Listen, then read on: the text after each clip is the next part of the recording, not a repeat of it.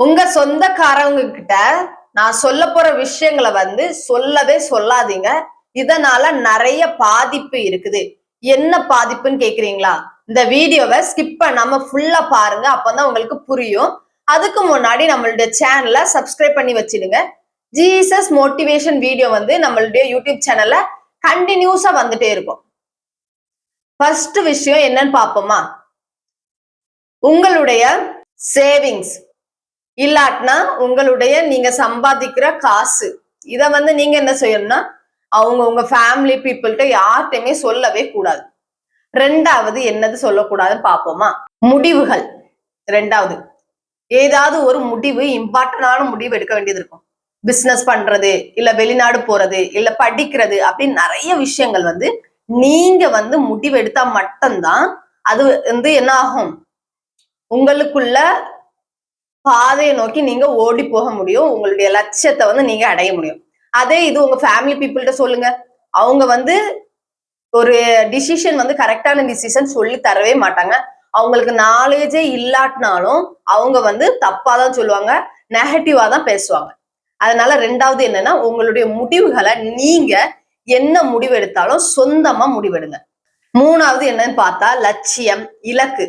இதுக்கு முன்னாடி சொன்ன மாதிரிதான் உங்களுடைய கோல், நீங்க அடைய வேண்டிய பாதைய யார்கிட்டையும் சொல்லாங்க. அவங்க முடியாது முடியாது, இது உன்னால முடியாது, நீ எல்லாம் போய் சக்சஸ் ஆகிடவே மாட்டா, நீ பிசினஸ் பண்ண போறியா, நீ உன்னால முடியவே முடியாது அப்படின்னு சொல்லிட்டு தான் இருப்பாங்க. உங்களுடைய இலக்கு நீங்க மட்டும்தான் இது பண்ணணும். உங்களுடைய லட்சியத்தை நீங்க யார்கிட்டையுமே ஷேர் பண்ணவே கூடாது, உங்க ஃபேமிலி பீப்புள் யார்கிட்டையுமே. அதே இது நீங்க சக்சஸ் ஆயிட்டீங்கன்னு நினைச்சீங்களா, எல்லாரும் வந்துருவாங்க, பாத்தியா எடுத்தியா நல்லா இருக்கியே அப்படி இப்படின்னு சொல்லுவாங்க.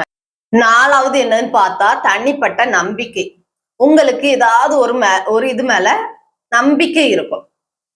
இயற்கைக்கு மீறின சக்தி ஒண்ணு உண்டுன்னு எல்லாரும் சொல்லுவாங்க. உங்களுக்கு ஏதோ ஒரு இது மேல நம்பிக்கைனா நீங்க யார்கிட்டயும் அதை ஷேர் பண்ணக்கூடாது.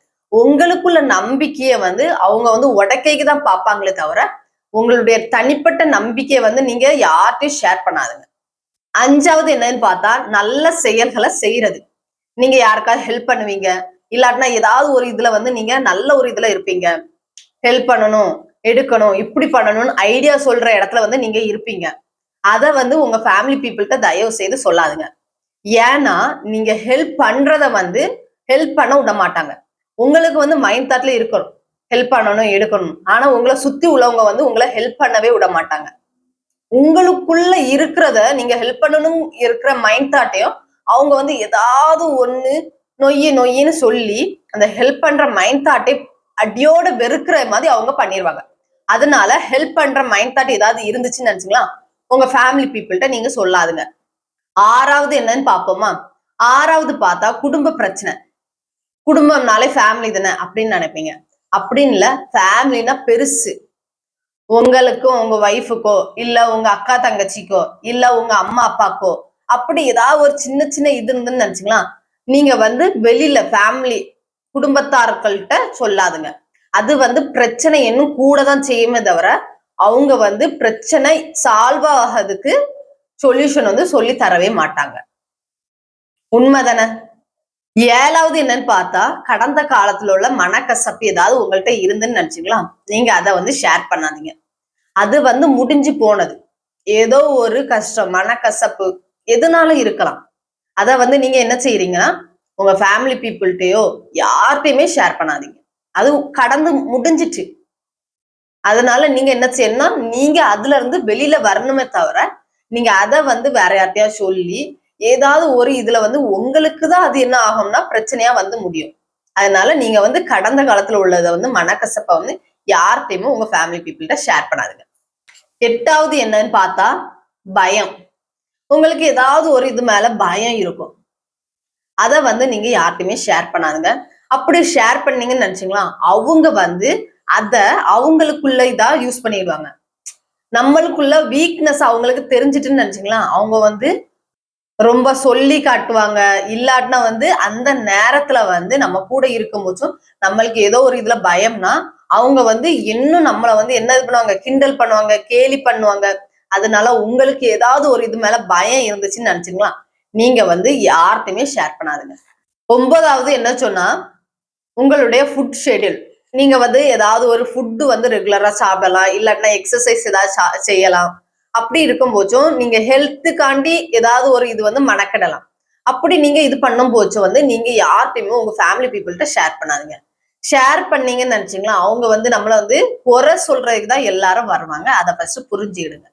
உங்களுடைய ஃபுட் ஷெட்யூலோ, உங்களுடைய உடற்பயிற்சியோ, நீங்க ஹெல்த்தியா ஏதாவது எடுக்கிறீங்களோ, எதுவுமே நீங்க என்ன சொல்லாதீங்க. இந்த வீடியோ பார்க்கும் போச்சும் உங்களுக்குள்ளேயே இதாவது வந்து உங்களுக்குள்ள பேசியிருக்கும். உங்களுக்குள்ள அந்த வார்த்தைகள் வந்து உங்க மனசுல வந்து கண்டிப்பா உணர்த்தி இருக்கும். அப்படி ஏதாவது உணர்ந்தீங்கன்னா கமெண்ட் பண்ணுங்க. நானும் அப்படி உணர்ந்தேன். என்கிட்டயும் என்னோட லைஃப்லயும் இப்படி நடந்துச்சு.